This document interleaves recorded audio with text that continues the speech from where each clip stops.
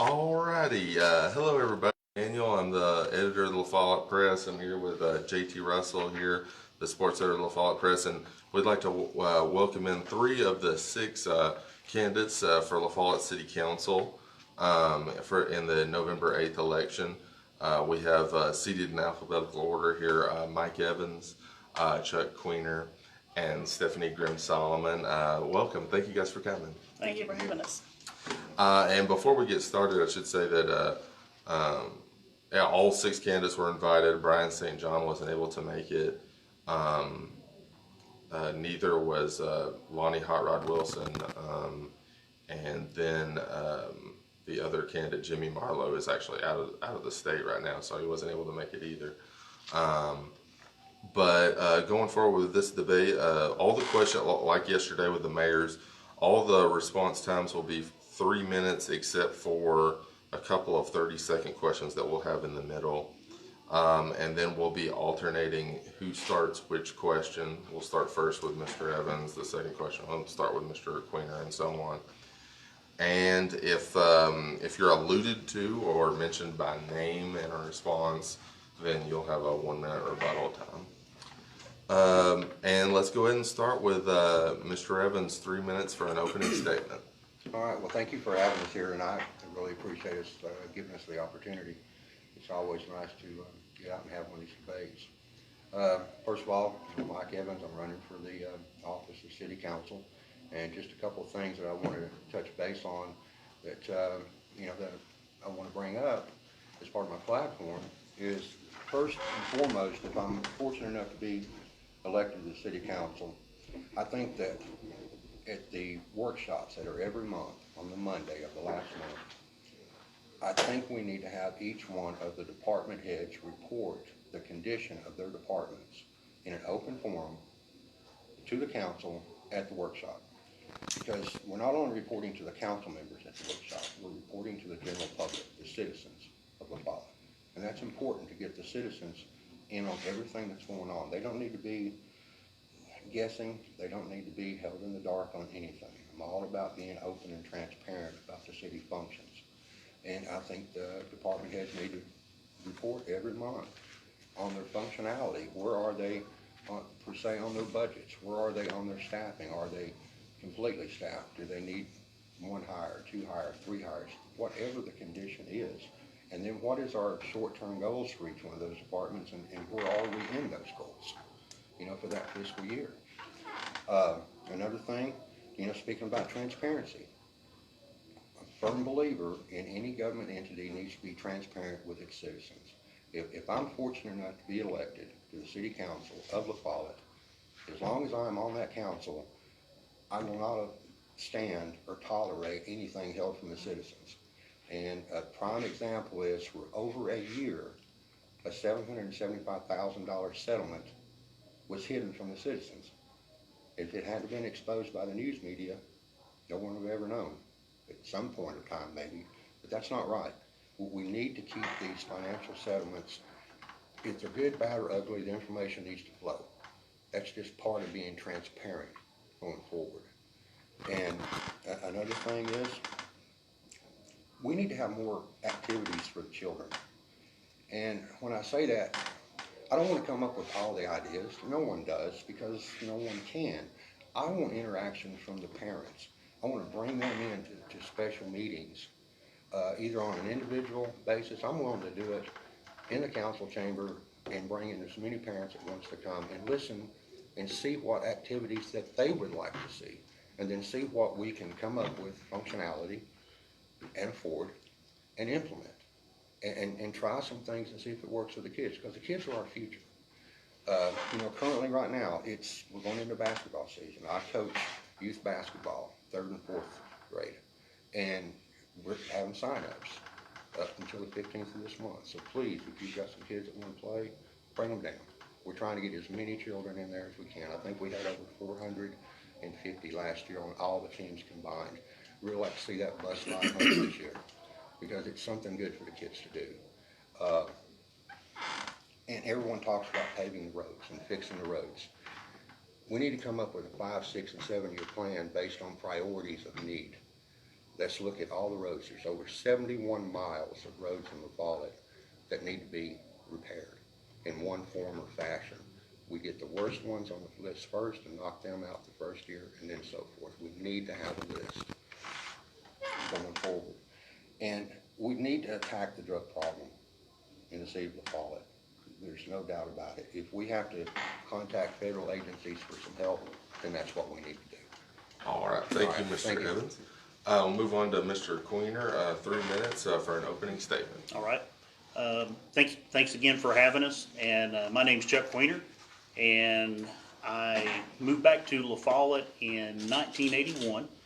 My father retired out of the military. We moved back here. So I've been a resident of LaFollette for 41 years. I still live on the same street that we moved back here to. Married my high school sweetheart, Jennifer. We've been married for 25 years. One daughter, Kaylee, who's 19. I'm a conservative Christian, and I've been a deacon of our church for over 10 years. I'm a military veteran. I served proudly for 12 years in the U.S. Air Force, and I am employed as a facility manager with one of the world's largest privately owned engineering firms, and have been with them for 26 years. Mostly, I am a concerned citizen of LaFollette who wants to make a difference in our city. And so, with that, I yield to Ms. Solomon. All right, thank you, Mr. Queener. And then lastly, Ms. Solomon, 3 minutes for an opening statement. Thank you. Thank you for having us here today. I'm Stephanie Grimm Solomon, and I've been a resident here in Campbell County for, I guess, 46 years. My parents still live in Jacksboro, and we've always worked and lived in this community. Just as an opening statement, you know, we take pride where we live, and I want us to be able to continue to have that pride grow in things that we do in our community, not just outreach, but you know, we have for so long had black eyes in the media, and I hope to see that continue to change. We've you know, through hiring, through training, through all sorts of things, I think that we have come a long way from where we were, but we have a long way to go. You know, the finish line is you never get there to the end, and so we have a lot to work on together. I hope to see us continue to work as a team.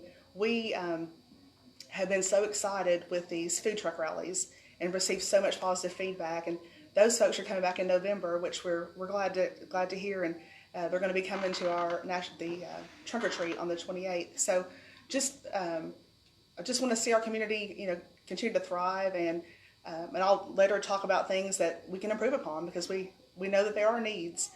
So I'll mention those later, but like I said, thank you for having us. All right, thank you, Ms. Solomon. Okay, so the next question will be, we'll start with Mr. Queener. Why do you want to be on the LaFollette City Council? Well, so my main objective is to be a voice for the people. For too long, you know, our politicians, just on local level, state level, national level, they tend to forget that they're elected by the people for the people. And so I want to be that voice for our people. You know, like Mr. Evans said, we have got to have transparency. We need to have transparency in everything we do. We have to be held accountable, and we need to have these monthly reports read by our department heads, and they need to be read out loud to the public at these meetings. You know, when I was in the military, and also with my professional career, I've had the opportunity to travel all over the world, and there is no prettier of a place than I've ever been than right here in LaFollette, Tennessee. We have the mountains, we have the lakes, you know, we have Interstate 75 right here, we have railroad, we have everything we need to be successful. And we need to foster plans to bring business in here, bring industry in here. That's going to create jobs, it's going to create revenue, and help us to grow. And I feel, you know, if our council, if we can all work together, we can achieve these things, and it'll be a betterment for LaFollette. All right, thank you, Mr. Queener. Ms. Solomon, same question. Well, since you're Councilwoman, right now, why would you like to continue on the LaFollette City Council? Thank you. Well, first to begin with, we have a lot of great projects that are going on right now. I heard mentioned, I guess it was in the mayoral debate yesterday, that the city has lots of grants. We do have, and I'm unsure that I think the public doesn't realize what the grant process looks like. And tonight I'm going to post on my Facebook page the process that, just because you're awarded a grant on Monday doesn't mean you get the check on Tuesday and you can start work on Friday. It's a long process. The city is in no shape of nowhere near losing funding for a grant. Like was stated yesterday, our grants are in good standing.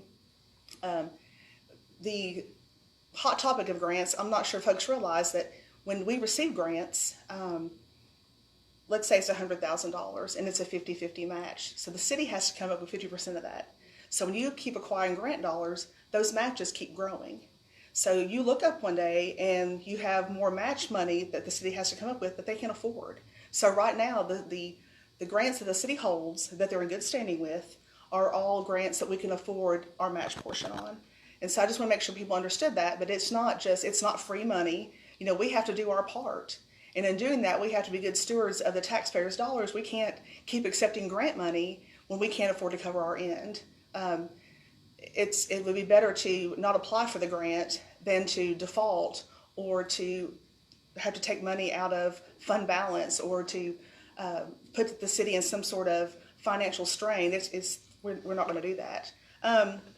But the big picture is, I live here. My livelihood's here, and I want to be a part of a team that looks out for the city as a whole, not just a particular department. And I want all of us to feel proud to live in this town. It's a small town. You go to the grocery store, you see people that you know. You want to be proud for, you don't want to go to the grocery store and hide because you don't want people to talk to you about the city. You want to be able to be forthcoming and be able to. You both have mentioned transparency, and that's a wonderful thing. But and I'll go into more about the Records Act later. But I just want us all to be proud of where we live and where we work and where we can play. Thank you, Ms. Solomon. And then rounding out this question with Mr. Evans, why do you want to be on the LaFollette City Council? I just want to give back to the city. I'm 61. I'm going to be 62 in January, and I just want to give something back because my wife and I, we have 3 children and 10 grandchildren. I'm just at a point in my life that I want to give back. Just like when I coach youth basketball, I'm trying to give back. And I think that I can bring to the table a driven organizational part because of my years working in corporations. There's a difference. There's a level of training that you receive working for Marriott Corporation, working for Brinker International, working for RTM. These are billion-dollar companies. There's a level of training that you receive just in your everyday management career that is pretty intensive.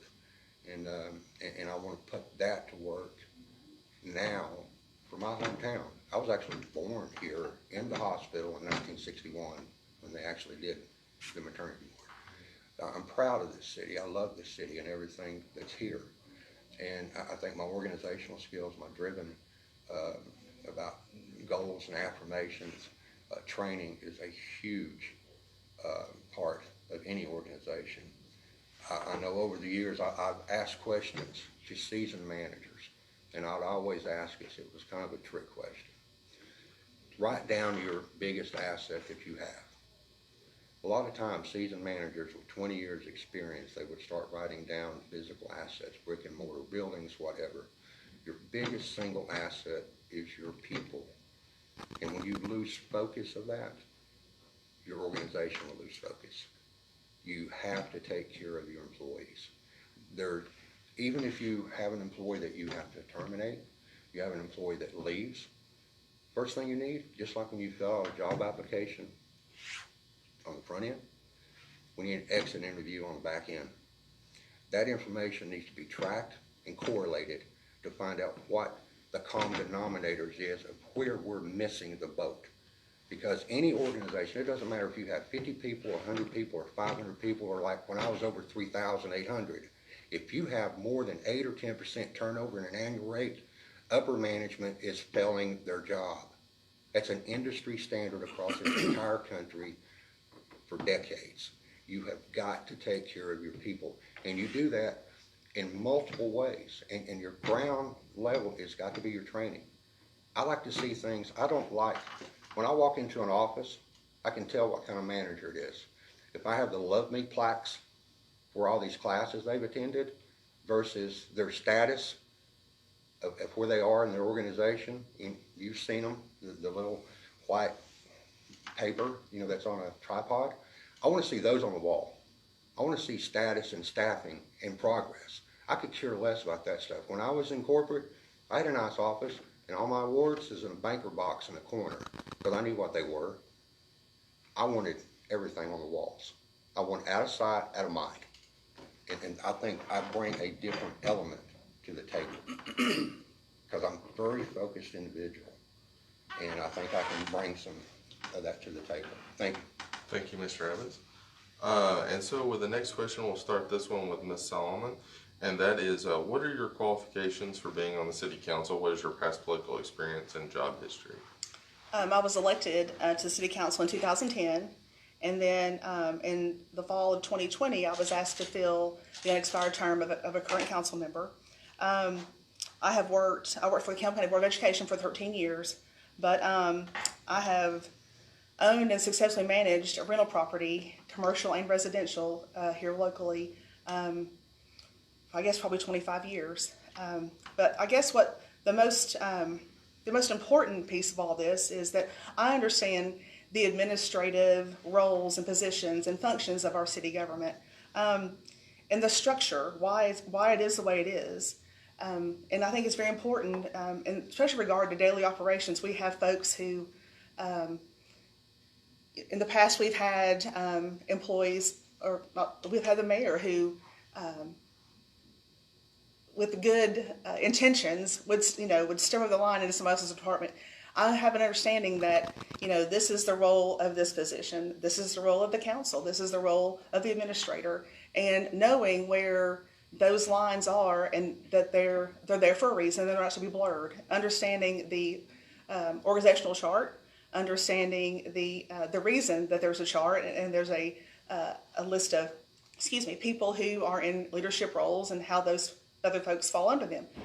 So I feel like it's very important, and that's a quality I have, to be able to differentiate. This is the type of government we have, and this is why it's set up the way it is. And past political experience, like I said, I've been on council twice, and it's just it's a part of understanding, and it's a part of just making sure you're educated on the topics that you're going to discuss before you discuss them. I think it goes back to knowing that unless something's in litigation with the city, everything's public record. So I tell people, don't trust what your neighbor tells you. Don't trust what you read online. Research it for yourself. And if you want to know anything, that's what the open records request is about. You say, I want to know about this. You give them a piece of paper and they give it to you. So to me, that's important, that we understand the functions of the reason, or the way that the city government's set up. Thank you, Ms. Solomon. Mr. Evans, same question. What are your qualifications for being on the city council? What is your past political experience and job history? Well, past political experience is, zero. I ran for office 2 years ago. First time I ever ran in my life. I never really wanted to be a career politician. And to be honest with you, I'm not a multi-term. I think term limits should be across the board for every level of government. You should go in, do the best job you could possibly do, and then go home. That's the way our founding fathers used to do it, and I think that's the way we need to get back to doing it. Like me, if I'm fortunate enough to get elected, this is my last campaign. I will do my best for 4 years, and then I'm going home. I'm not putting myself up for another position, mayor, or even a county position. This is it. I'm going to give you my best 4 years that I possibly can, and then I'm going to go home. As far as the qualifications, like I said, I've got almost 30 years in upper level management, and I'm familiar with a lot of the structures and stuff. You can have different organizations and you can have different titles inside those organizational streams. Like in the government sector, you've got a mayor, a city administrator and 4 city council members. Let's just lay that out real quick, the comparative side. The 4 city council members are your board of directors. Your mayor is equivalent to your CEO. Your city administrator is your chief operating officer. Each one of your department heads is a divisional vice president. It doesn't get any more simple than that. The board of directors, being the council, come up with the plans, implementation of policies and everything, and they pass it along to the mayor and then the city administrator, because that's your chief operating officer. He is the one that is the liaison between the council and the department heads. That's your chief operating officer. It can be called city manager, it can be called city administrator, it doesn't matter. It's really just a title. You gotta look at what that job function is. Chief operating officer. That's the one that needs to know every nuts and bolts of every operation that's below them. They don't have to be proficient at it, but they have to know the knowledge of how that department works in order to lead that department and implement the plans that is given to them by the city council and administered through the mayor and the chief operating officer being the city administrator. I think that's what I can bring to the table, is I look at things a little bit different. I look past the trees and I find a solution. And I can pick up the phone and call a wealth of numbers that I've worked with across this country that are retired now, that if I have to call and ask them a favor, I know people that are retired CFOs of billion-dollar companies. I could probably get them to come up and spend a weekend and help me figure something out. So there's not only me, it's my Rolodex, as they say. So I can bring a lot to the table and bring a lot to bear rather shortly. I wish I had a little bit more time because I'd like to reiterate on a couple of things, but we'll pick that up later. Well, thank you, Mr. Evans, and you will have a closing statement at the end that you can put stuff in too. Right. Thank you. Okay, and so for, rounding out this question with Mr. Queener, what are your qualifications for being on the city council? What is your past political experience and job history? Well, just like Mr. Evans, I have 0 political experience. I am not a business owner. I do not own rental property. I have nothing to personally gain from the position. But what I bring to the table, I bring 26 years of professional experience. I have extensive knowledge of procuring and contract writing, personnel management, project management. I've served on numerous boards and committees, both personal and professional levels. So I think that skill set will help further the city of LaFollette. The outlining of the positions, you know, I understand that it's all right there in the charter. You know, it tells you what the hierarchy is of that. So, you know, I understand that, and I agree with you. In back to the transparency, you know, we have to, you know, my idea of transparency is we are so transparent that we don't have to request it through a formal process. You know, what we're doing needs to be out there on the table where the people can see it. You know, we need to be upfront with our people, so our people trust us. You know, that's what we really need to gain out of this, is the public's trust. Thank you, Mr. Queener. Moving on, the next question, then I'll start with Mr. Evans. In her investigative report, there's a story in the press on this a while back. In her investigative report on the LaFollette Police Department from earlier this year, Attorney Celeste Herbert recommended a review of the department, writing, quote, "Given the present structure, which gives the chief of police no authority to make hiring and firing decisions, changes need to be made so that in the future the police chief can run his or her department free from the fear of interference from persons outside the department." Former Police Chief Bill Rail, in an interview with the LaFollette Press after he retired, said that he was in favor of the police chief directly hiring and firing officers, rather than that authority being vested in the city council. How do you feel about how the LaFollette Police Department is being run? Should the police chief have the authority to hire and fire officers? Mr. Evans, 3 minutes. Okay, I know that just zeroes in on the police department and the comments from Celeste Herbert in her letter. I know I've read her 2-page summary letter at the end, but I've also read I have a copy of the agreement that was signed for what work she was supposed to do. that wasn't part of the agreement to give an analysis on that. It's not in there. It was one line. She was hired to do an investigative for Sergeant Charles Duff allegations of workplace harassment. That's what it is. That's what the agreement says. That was a bonus. Now, let's put that to the side. You can't take one department out of many departments in the city government and give them special treatment. Equal protection clause will not allow it. So if you want to do that, then you have to come up with a legal way to do it. Guess what? Our charter does not allow it. So that's a moot point. That entire comment in that letter means zero. It does. Because if you look at the charter, all the department heads are appointed by an elected council. In turn, that makes them a political appointee. By our structure, in LaFollette, Tennessee, by our charter, they are what's referred to as an exempt employee, just like the elected officials are an exempt employee, just like the city administrator is. An exempt employee cannot have the power to hire and fire a classified employee. A classified employee is someone who is in the merit system that is either by the hour or by salary paid employee with benefits. They are a classified employee. You cannot overstep that bounds, because then you're getting into a point where a political appointee has the ability to hire and fire someone that is on the merit system that has many years, in some cases, of work. That's just not the way it works in the real world. It's a good talking point. It looks good on paper, but in reality, it will not go past equal protection clause. It just will not. So that's my comment. Oh, and I firmly disagree with it.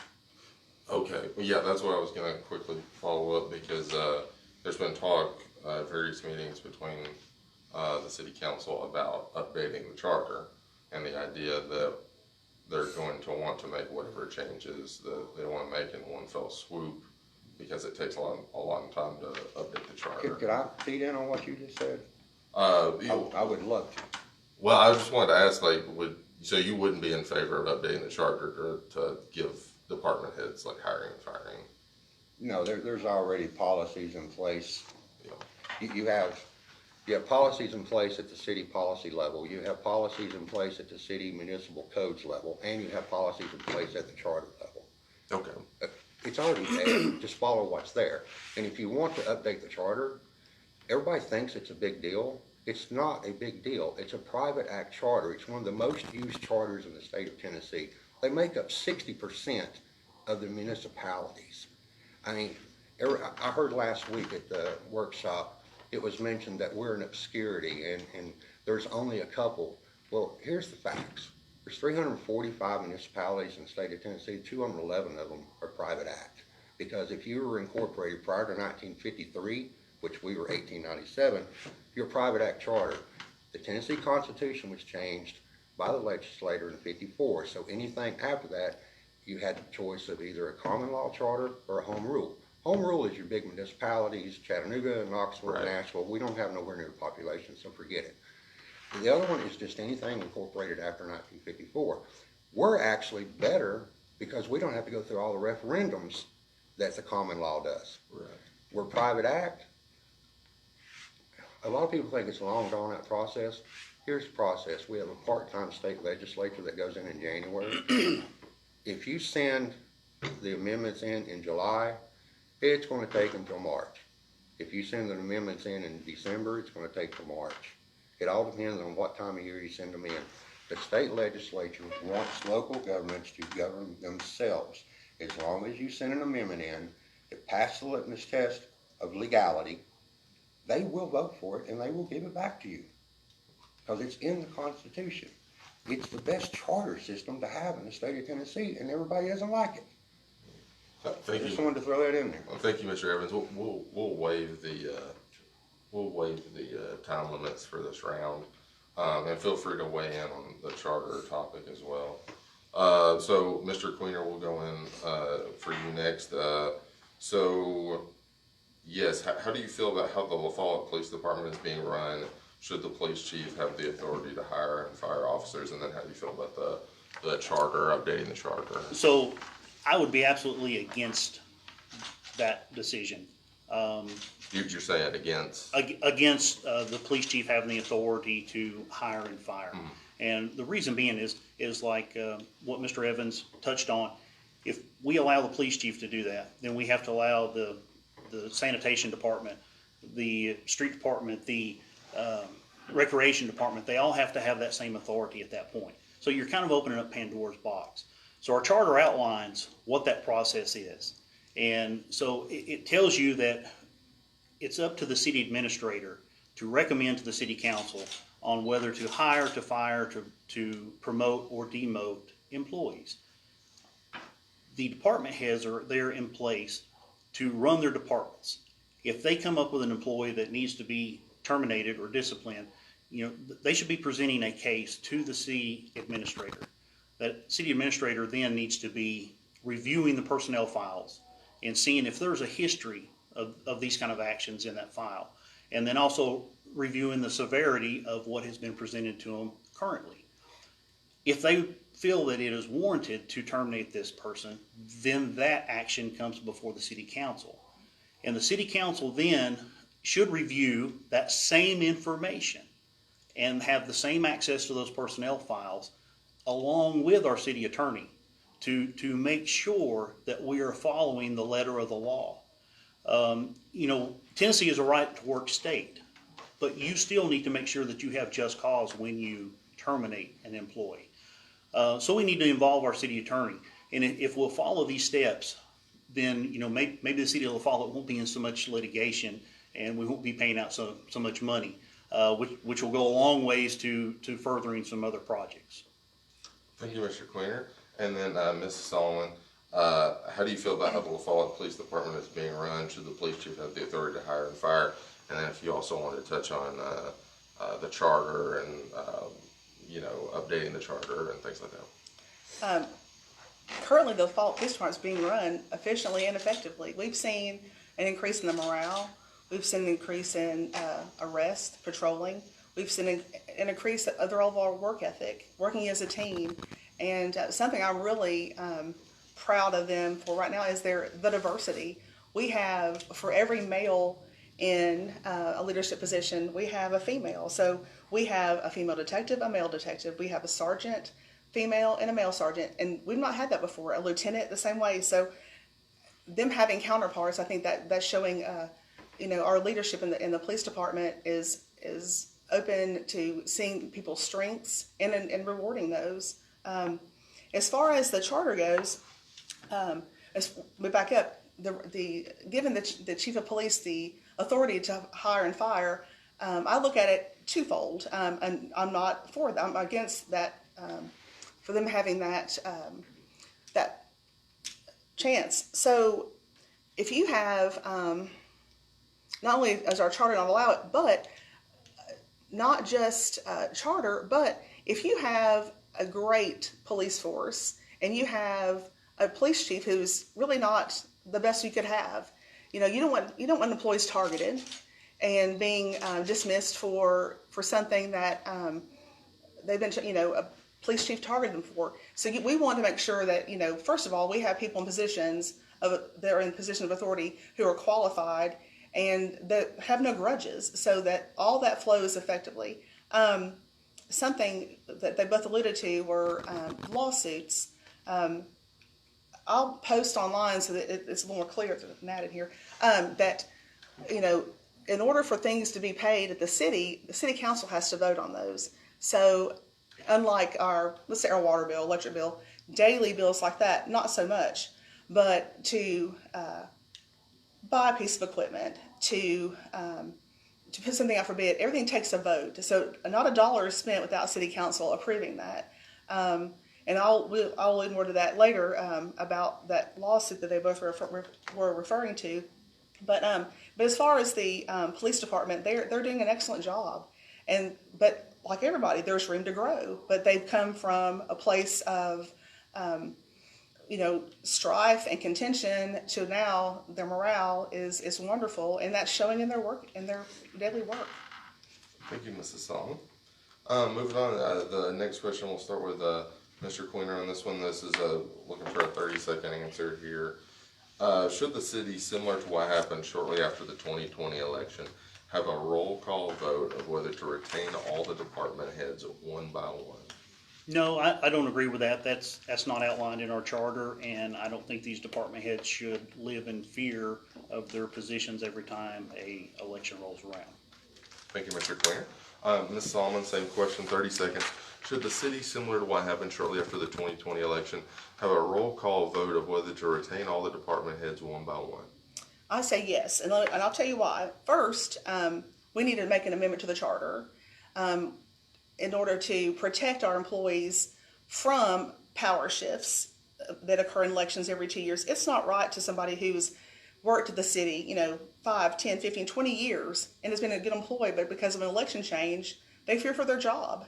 So I feel like that we need to amend that process that we have currently in our charter to allow our department heads to retain their jobs based on their performance, so that they're not lumped, all together. And you may have a department head who's not doing the job they should do, but they're able to retain their position because they all were voted on as a group and not individually. Right. Ms. Solomon, a follow-up. How would you be able to both retain that vote and then also protect, is there a provision that you think? We were talking with the city attorney and with MTAS on issuing for contracts, so of whatever time period, so that those are staggered in between elections. So, you don't, every 2 years, you're not like, well, here we go again. My job is at risk. And something that past councils and mayors have said, which always just ran chills down my spine, that 3 votes and you're out. And someone shouldn't live in fear of their job because there are 3 council people who may have a vendetta or something against them. I think that our employees, they're going to function better, they're going to perform better, and no one should work under those in that situation where you fear, if you've got 3 council votes, that you're gone. So I feel like that will help negate that type of thinking if they have a contract of sorts with the city, with their job, and certain restraints are met. Okay, thanks, Ms. Solomon. And then Mr. Evans, 30 seconds. Should the city, similar to what happened shortly after the 2020 election, have a roll call vote of whether to retain all the department heads one by one? Well, a couple of things on that. January 5th of 2021 is when that last incident happened, and it was a roll call vote that included the city administrator and all the department heads, and there was 2 that was voted off at that time, January 5th. Now pay attention to the date. That's approximately 35 days after being sworn in after an election. Okay? 2 of them, the city administrator and the one of the department heads, was not retained. That in itself is a direct violation of the charter under Article 5, Section 8. It is very clear, it's not ambiguous, it was an illegal function.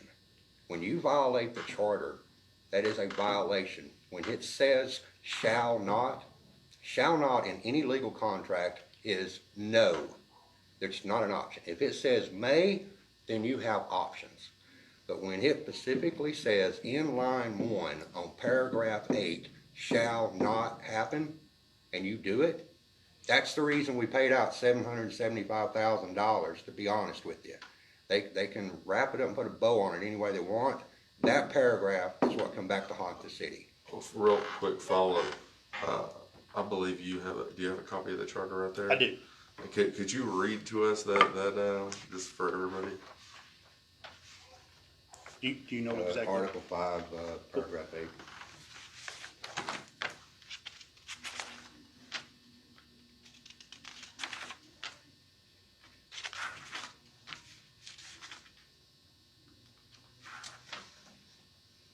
There it is. So the city administrator shall not be removed from office other than for misconduct in office during or within a period of 90 days next succeeding a general municipal election held in the city, at which election a member of the city council is elected or when a new city councilman is appointed. Ms. Solomon, would you like a 1-minute rebuttal regarding this? Yes. When you talk about they and them paid out $700 and something thousand, the city did not pay that out. The insurance carrier did. The insurance carrier chose what to pay. The city did not. The city was made aware after the fact. And the city insurance did not go up. We were not dropped as a customer. So when you lead the public to believe the city struck a check for nearly $800,000, that's not true. Can I rebuttal on that? Go ahead. 1 minute, Mr. Evans. Did the insurance company get sued, or did the city of LaFollette get sued on April 28th? The city was not sued. It was never served. The city was not sued. Yeah, because you settled where the lawsuit wouldn't be filed.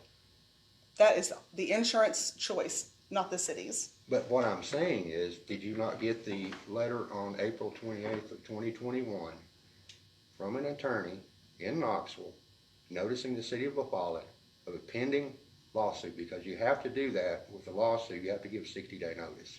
Our insurance carrier handled it. We did not. The insurance company handles everything for the city, from the communication Excuse me, to you're saying it the. was not delivered to the city of LaFollette on the 28th? It may have been. And it I was don't not? have stuff here in front of me, but I'm telling you, the city did not write a check for. Oh, I know that. amount. I'm not saying that. I've Well, you never keep said saying the they city. and them. You need to clarify who you're referring to as the payee. Well, the payee is the insurance company because they cover mishaps. And that mishap could have been avoided if you just followed the charter. I'm sorry, but it's that plain and simple. If you don't violate the charter, there would have never been a notice from an attorney. If there'd never been a notice, the insurance company would have never been contacted. If the insurance company had never got involved, there wouldn't have been a settlement. Thank you, Mr. Evans. Mr. Quinter, do you want to play? I'm fine. Okay. All right, so we move on. We're starting with Ms. Solomon on Yes. this one.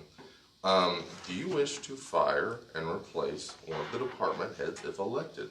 If so, who and why? 30 seconds. Absolutely not. Thank you, Ms. Solomon. Mr. Evans, same question. Do you wish to fire and replace one of the department heads if elected?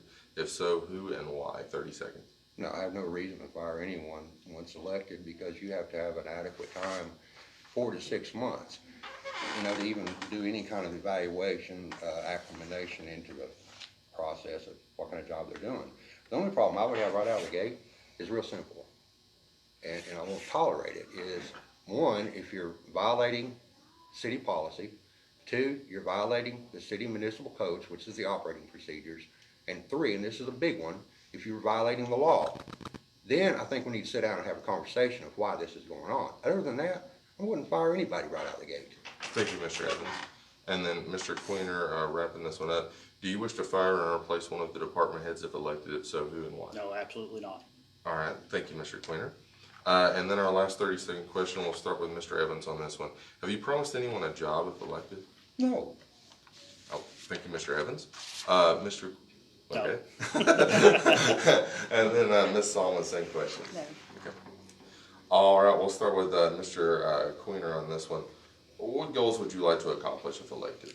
All right, 30. so first and foremost, I want to see our downtown revitalized.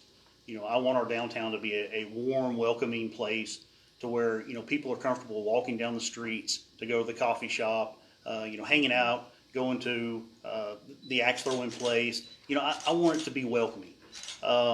We need to be chasing businesses. We need to get more businesses in downtown.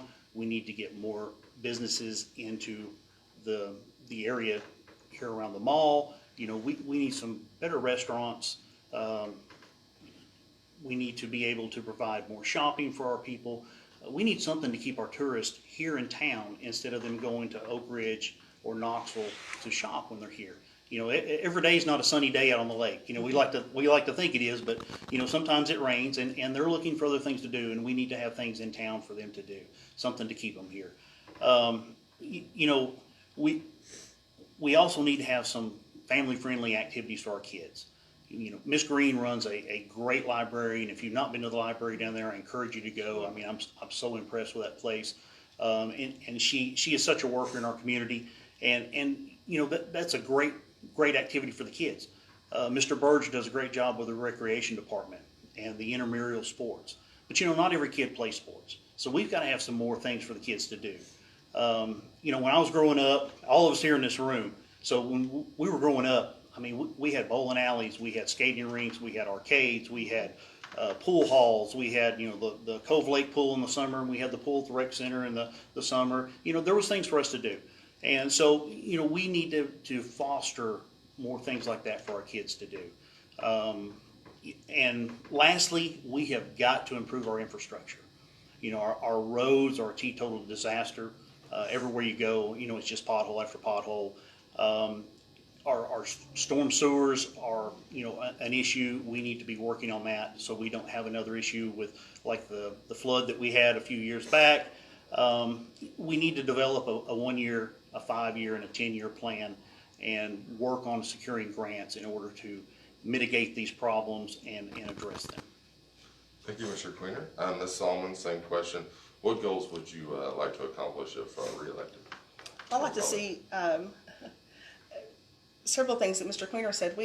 Our sense of downtown area, I go to Smith Hardware 2-3 times a week, and when you get out there, when you step out of your car on the highway, and you look around and you think, we have so much potential here. And we were tickled to see the axe throwing business start, and then adding pool tables and the coffee shop. And I came through town, I think it was 2 Saturday nights ago, and there were cars on both sides of the streets, and it was such a nice thing to see. And you think, what else could we add here? And that's one thing that goes back to, if folks would come to workshops, and especially, just say, let's brainstorm about this. What's important to you? What's important, to your family to see here? What kind of businesses or activities would you all be interested in? A bunch of people can sit around a table and say, this is what we're bringing, but if that's what folks don't want, then it won't be successful for those places. Infrastructure is another thing. I'm really glad that the city council, we decided to release $1.5 million for paving projects. We have 3 streets right now in the city that are dangerous. And after speaking with Rogers Group this week, they're going to have those streets ready for us before winter. We'll have 7 to 9 more in the spring. The thing about the paving project, though, the $1.5 million is going to go into a paving fund. It's not going to go into the general fund to be plucked away by other things. It's part of a CD that's gaining no interest. The remainder of that CD will be added to another CD so that it can grow along with that one. So we're not taking money out of the general fund.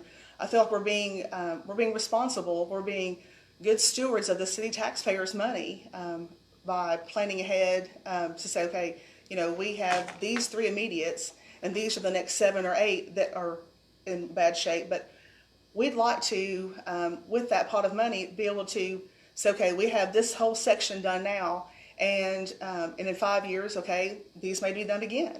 So to have a long-term plan so that we're not looking and trying to gather up funds, to pave things and keep our roads safe. And just one more thing, just to keep our city government just active, to keep us up to date on trends, on looking for trends in new businesses. What small towns the size of ours, what's there. What are they doing that we're not doing? What can we do differently? And just keeping ourselves educated about what our city needs. Thank you, Ms. Solomon. And then rounding out this question with Mr. Evans, what goals would you like to accomplish if elected? Well, the big goals are to take care of the city, grow the city, bring industry into the city, bring jobs, good paying jobs into the city where we don't have so many people going to Anderson County and Knox County. I know there's been a lot of talk about the infrastructure and paving the roads and stuff. And I know they voted Tuesday night to take $1.5 million out of a $2.5 million CD that was sitting in the bank. I understand that. But these roads have been bad I campaigned on this 2 years ago. And between 2 years ago and now, we're waiting till late in the winter, in October, to free up $1.5 million. We spend $1 million of it, okay? That's $1 million worth of cash that the city has that we're going to spend directly for $1 million. Let's just use that as an example. If we would slow down and start planning things ahead of time, apply for grants that are probably 80% matching, all of a sudden, we don't have to spend $1 million. We spend $200,000 and we get $1 million worth of work. That's a return on investment capital. That's how you have to look at this money. That's the reason I keep bringing up long term. Yeah, we can go, we got to make a splash. Let's use some cash. That's basically what this is. We got to make a splash. Let's use some cash. And we want to get it done before election. I know what it is, and they can wrap it any way they want. That's what it is. Because why wasn't it done in the summer? Because we're so far into the winter, the temperature on the ground, the asphalt is not going to adhere. So come next spring, you're going to be fixing potholes. You're going to be out $1 million, and you're going to be fixing potholes next summer. That is not a good return on investment capital. That's not how you work this. You've got to have a plan where you spend this money wisely. Just to come up, these knee-jerk decisions, being reactive, is what's causing us issues. We have to be proactive and start planning this stuff out over a long period of time. It's like, okay, we're going to spend $1 million on asphalt. You know where I'd like to spend a few $100,000? Sergeant's Park has a drainage problem that leads into that grate that's there that one child got sucked into a few years ago. I would like to see that covered up with a tile all the way down to take that threat away from our young kids.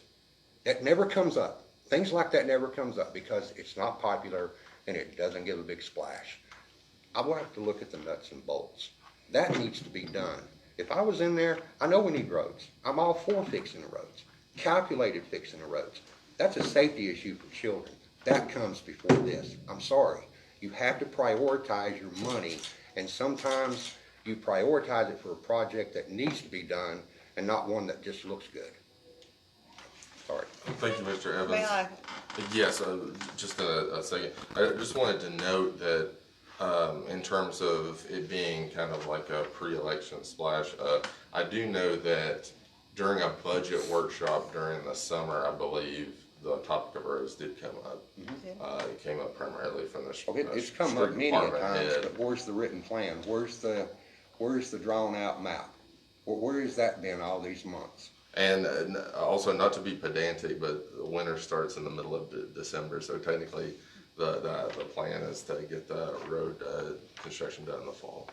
But I understand you're talking about the colder weather It's months. 40 degrees at night. Right. It's cold. Okay, so Ms. Solomon, 1 minute rebuttal. Okay, first, I'm not sure if you're aware of this, but the CD did not mature until November. So if we would release money May, June in the summertime, then we would have been penalized. That's how cashing a CDN works. Second, if you have a $100,000 grant, it's an 80% match, you're paying $80,000 and you're not paying $20,000. The match part is what you have to pay. Thirdly, Rogers Group doesn't produce asphalt in the wintertime, so there's not going to be any paving in November or December. They'll cut us off when they see that the temperatures are unsafe. So it won't be a waste of money. Thank you, Ms. Solomon. So how did the bid process go? Did it even go out to bid? It hasn't yet. Well, it's October, and you're saying they're gonna cut off in November. Bid process usually takes 2 weeks, the fastest you can do it. I realize that. And if you want to explain that to our city administrator, who also knows that. Yeah, I know. Okay, moving on, we're gonna start this one with Ms. Solomon. How do you feel about the Big Creek Fall ATV Festival? It hasn't happened since 2019. 2020 it didn't happen because of the coronavirus pandemic. Should the city put it on again? Should the festival go away? Or should another solution be found, such as trying to make it a county and multiple municipality affair? Well, first of all, it's a great thing. You tap into a whole different demographic of people who come, to the city, come to the county. I would like to see it become an all-county event. You have, because the mountains aren't just in LaFollette. They're in Jellicoe, they're in Elk Valley, Caryville, Jacksboro, LaFollette. So I would like to see it encompass all of our city, all the municipalities, And, I don't feel like we should be limited to one event a year. And if the other cities don't want to partake of that, maybe we may need to look at doing something in the spring or something in the fall or together. events that may be smaller one time, but have more of them, so that it's a big financial burden for the city of LaFollette, and it's hard for their employees. And so if we could do, maybe 2 smaller events that would generate the same income for the city, that's another option. But I would really like to see the ATV festival be countywide, because like I said, the mountains just aren't in the city limits. They're all over. Thank you, Ms. Solomon. Mr. Evans, same question. What do you think about the Big Creek Fall ATV Festival? Should the city put it on again? Should it go away, or should another solution be found? I think they should put it on again, because it was a success when we had it before. I know if I remember correctly, when the pandemic hit in 2020, when everything went sideways, that's when they haven't had it since. Right. But I think before that, it was a good benefit to the city. I know the local businesses downtown benefited from it. We had a lot of revenue, for the businesses, which is always great. Anytime you can increase their revenue, it's a win-win. I'm all for bringing it back. If we need to contact the other cities and work out some kind of mutual agreements with them in coordination, hey, that's great. Anything that brings people and revenue into the city, I'm all for it any day of the week. What if let's say the county and the other municipalities said no? Would you still want to do it? It's just the same. Oh yeah, I don't care if it benefits the city, it benefits the city, and that's what I'm running for. I'm not running for county, so if they want to help, if they want to get on the bandwagon, the way to go. Okay. But otherwise, we'll stand alone and do it. Okay. Thank you, Mr. Evans. And then Mr. Queener ended this question. How do you feel about the Big Creek Fall ATV Festival? Should the city put it on itself again? Should the festival go away? Or should another solution be found? So I think the festival was a huge success. I'm, been a trail rider myself and enjoy the mountains, and it brings in tourists, which brings in money. I recognize the fact that we don't have hotels here in LaFollette, but we do have restaurants in town. We do have stores in town that they're coming to and they're spending money. So I'm all about that. This is definitely something that I would get behind and support. Be happy to lead that effort if elected. I'm also in favor of other solutions in addition to the ATV festival. I too think that we need to involve our other cities and our other counties. If we can get all of these municipalities working together, providing support, providing monetary support, providing participants. If we can just get boots on the ground, we usually say, boots on the ground, but if you can just get people there to help with these events, that goes a long way. So I'm all about fostering community relations with our other municipalities. The food truck rally, that has been a huge success. We have had a ball down there on Wednesday nights, and if you haven't been, when they come back in September, is that right? November. When they come back in November, man, I encourage everybody to go. It is so much fun. I've seen people that I haven't seen in years. We've made a lot of new friends down there, and we've just been having a blast. And so I commend the city for fostering this. This has been a great event, and when elected, I will work with our council and the city administrator to keep these kind of events going. This is going to foster community relations, and that's what we need. We need unity in our city. So, thank you, Mr. Queener. And moving on with starting on this one with Mr. Evans, what do you believe is the biggest problem in LaFollette? I don't ever call things biggest problem. I call them robust opportunities. As far as LaFollette goes, LaFollette's a great city. We need some fine tuning on, people always talk about let's clean up LaFollette. I talked about this 2 years ago. You basically take a map of LaFollette from one end to the other.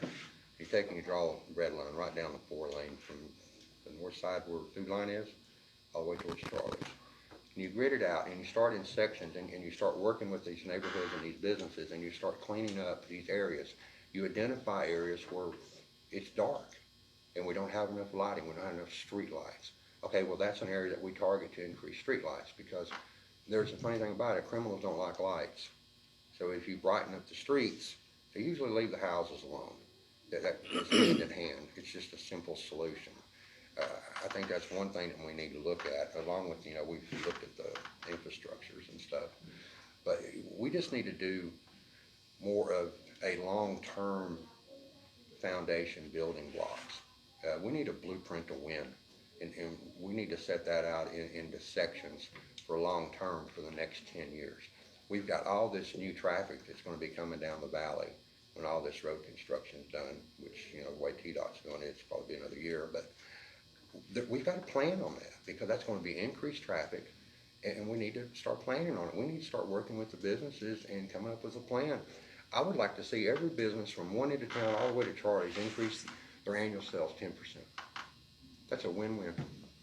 10% sales increase. Get that foot traffic increase where they get a minimum 10%. If some of them get a little bit more, that's even better. But we've got to increase that foot traffic to our local business, because they're the cornerstone of our city. All these little mom and pop places, that is our cornerstone. That's our foundation to our future. We've got to keep them. We've got to work with them. We can't just leave them out there on an island and work on everything all around them. We've got to be interactive with them. And that's one of the things I would like to do is bring them in, the business owners, at least every 2 months. Just sit down and talk, have some coffee. Where are you? What kind of help you need? That's the interaction that we need. We need the business side, we need the planning, and we need the interaction. Thank you, Mr. Evans. Mr. Queener, same question. What do you believe is the biggest problem in LaFollette? All right, so I love LaFollette just like everybody, but we know that LaFollette has its faults. We know that there is a drug crisis. We know that there's a homeless crisis in our city, but these aren't problems that are unique to LaFollette. These are problems that are countywide. They're problems that are statewide. They're problems that are nationwide. So being elected to city council, I can't fix that. That's going to take years and years and years to fix that.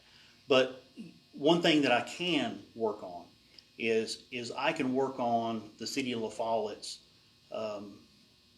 kind of self-centering ideology to where we don't work with other municipalities. We've had council people that have made the statements that they're not for the ATV festival because it's too much work, it costs too much money, and what does LaFollette get out of it? Carroll gets the revenue from the hotels, but what does LaFollette get out of it? Well, we've got to change that mindset. We have got to start working with our other municipalities and to be one county. We are all one county. And so if we work with Jellicoe, if we work with Jacksboro, if we work with LaFollette, or Carroll, then at the end of the day, we're all going to be one stronger community. And so we've all got to come together and get over these mindsets that everything stops at our city limits. We have got to work together. Thank you, Mr. Queener. And then Ms. Solomon, wrapping this one up, what do you believe is the biggest problem in LaFollette? I think it's sort of twofold. I agree with Mr. Queener. There are national crises that we, as a group of 4 or 5 people, cannot eliminate, like our homelessness, our drug issues. But I feel like in the city of LaFollette right now, we have a disconnect between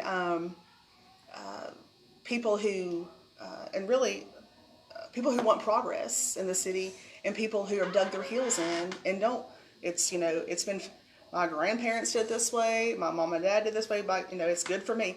People don't want to see anything evolve, and they've dug their heels in, and so you've got those folks. I feel like sometimes their voice drowns out the people who want progress, the people who want to make things in the city better.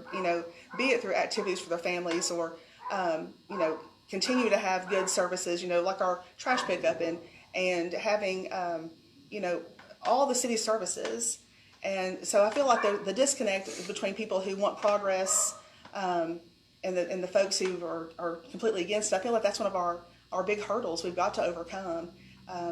And, as you say, if you can get them to drink the Kool-Aid, get those people to see that, that change is not bad, that, change this, will enrich your life, if we can all, agree on these things and move forward. Thank you, Ms. Solomon. And that brings us to our final question, which is a statement. We're looking for a closing statement here. 3 minutes, and we'll start with Mr. Queener on this one. All right, so as stated earlier, I'm not a politician, I'm not a business owner, not a rental property owner. I don't need the insurance, I don't need the pay. There's nothing out of this position that I'm looking to gain other than the opportunity to help our city. I want to see the city of LaFollette progress. I want to see us get away from the good old boy system and grow. You know, we have to foster in new businesses, and we have to move forward. You know, I'm just an ordinary taxpayer like everybody else. I just want to be a voice for the people and make a positive change in our government. So I humbly ask for your support and your vote in November. All right, thank you, Mr. Queener. Ms. Solomon, closing statement, 3 minutes. I appreciate the opportunity that I've been given to serve on council the first stint of 4 years, and then this past 2 years. We've seen, with everything, you've got good and bad cycles. I feel like that the city of LaFollette now is on an upturn. Things are, they're starting to brighten up. And it's just, it's becoming a more pleasant place to live and work and to raise your family. I too, like Mr. Queener, don't, luckily my husband has wonderful insurance. I don't do this for the insurance or for the stipend. And it's nice to be able to do something that you care about and not have to, you don't have the strings attached. But when you leave the city and you go other places and you can be proud of that, that's a good feeling, that you know that you've had a small hand in enriching not just your life but others around you that live near you or that live in the city, through activities, through the like building of the new amphitheater. We're really excited about that because that's going to bring a whole new group of folks to town, you know, for free movies and food truck nights, that all just encompassing a whole new element that we haven't had before. So I'm excited about that, and like I said, I'm thankful to have been able to serve before, and I appreciate your consideration and your vote for City Council. Thank you, Ms. Solomon, and then round us out with Mr. Evans, 3 minutes for a closing statement. Well, it comes down to, they're real simple. It's a time of choosing right now. The voters in the city of LaFollette, they have a choice, and there's no saying there's time of choosing. And when you vote, you're going to choose, do we stay on the current path that we're on by re-electing the individuals there, and we go from there forward based on the last couple of years. Well, if you look at the last 2 years, they keep referring to the one settlement for $775 the insurance company paid out. The insurance company wouldn't pay it out if we were following the charter and the law. The second thing is that was in 2021. Now we're in 2022. There's already 2 pending discoveries out there for potential lawsuits. Plus, the city has also kept this secret. They were just in court a few weeks ago for a show of cause because they weren't turning over records. They wouldn't have went to court if they were turning everything over. And they also have a new court date coming up on the 17th. I don't think any of that's been released to the media. So, as I say, there's a time of choosing. Do we continue down this path of unknowns based on historical facts? Or do we take a chance, we go a different direction, and to see what we can make out of it? Because I'm not a politically correct person by any stretch of the means. I'm very blunt about things. I've always been like that since I was in high school. That's not going to change. But I tell you one thing, I will work hard for you, and your vote for me, I will be your voice. I will not shy away. I will take care of the citizens if I'm in there. If I'm fortunate enough to get your vote, I will watch out for your interest, and I will make sure that everything is open and transparent. I will go out of my way to make sure that it's open and transparent. Period. That's my promise to you. That's the best I can do for you. Thank you very much. Thank you, Mr. Evans. 1 minute rebuttal, Ms. Solomon. I'm good, thank you. Okay. All right, and that ends it for us. Thank you to all 3 of you for coming out for this LaFollette City Council candidates debate. The election's November 8th. If you're not registered, you gotta get registered by Tuesday. Go ahead and do it. And again, thank you so much for joining us. We'll try to have some videos about some of the Jellicoe candidates, hopefully at the Fall Festival tomorrow, and look for coverage of the debates and more in next week's paper.